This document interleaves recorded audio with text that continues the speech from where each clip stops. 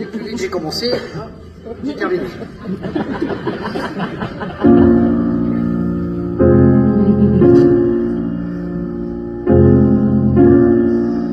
D'abord,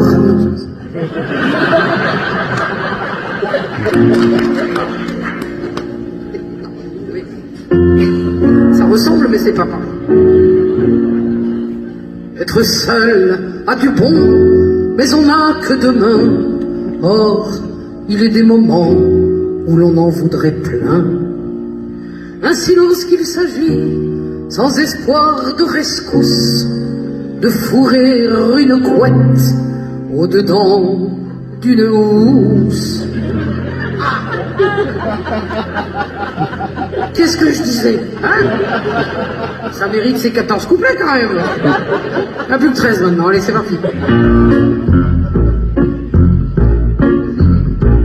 Si je me rappelle évidemment. C'est à n'en pas douter la bordigne d'Hercule, à l'exemple de qui n'avance pas recul.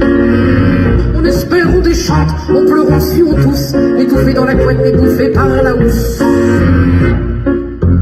Y a-t-il seulement de stratégie qui aille sur le front et l'enfer des chambres de bataille? L'ennemi tente encore une sortie qu'on repousse, mais à revers la couette vient délivrer la housse. Agitant le pilou comme une mouletta, dans l'arène où je vis mon tout dernier combat, à 5 heures du soir, torero andalous. Encorné par la couette et gisant sur la housse. Sur ce grand arrivé de formule magique, assigné de son sang un pacte satanique, quitte à avoir le diable jamais à ses trousses, pour que la couette veuille bien entrer dans la housse. Il paraît qu'il y a des astuces toutes bêtes, des tutos pour le faire, il y en a plein d'internet. Je les ai essayés, mais j'ai pas mis de pouce devant la couette en boule tout au fond de la housse.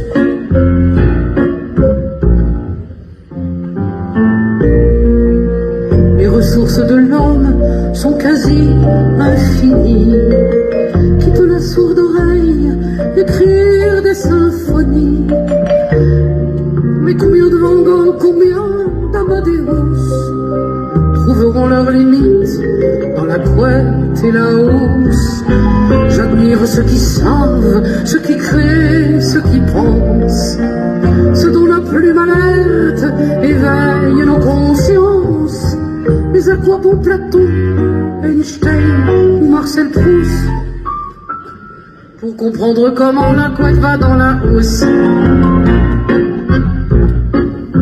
Après quelques apnées et quelques hurlements, tout autant de jurons que de renoncements, on finira par foutre à la vacance de pouce cette putain de couette dans sa putain de housse. Enfin l'on peut s'étendre pour prier le chaos, chercher à s'endormir, à trouver le repos, mais sommeil agité, tremblement et secousse, on retrouve la couette bien trop loin de la housse. À moins que de l'amour, on cherche réconfort dans ce lit accueillant, abandons et transports, en ayant dans nos fièvres et comme on le fait tous. Ni respect pour la couette, ni égard pour la housse. Châtiment de Sisyphe que tourmente sans fin, son fardeau dévalant du sommet presque atteint. Nous voilà condamnés au chemin qu'on rebrousse, à retirer la couette pour remettre la housse.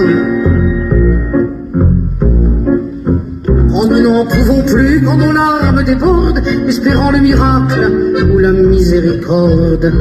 Humblement à genoux, Laudate Dominus, prions la sainte couette et béni soit sa housse. Même le bienheureux se doit d'être lucide. La vie n'est pas toujours un long fleuve placide, ni même un frisson d'eau courant sur de la mousse. La vie est une couette qu'il faut mettre en sa housse.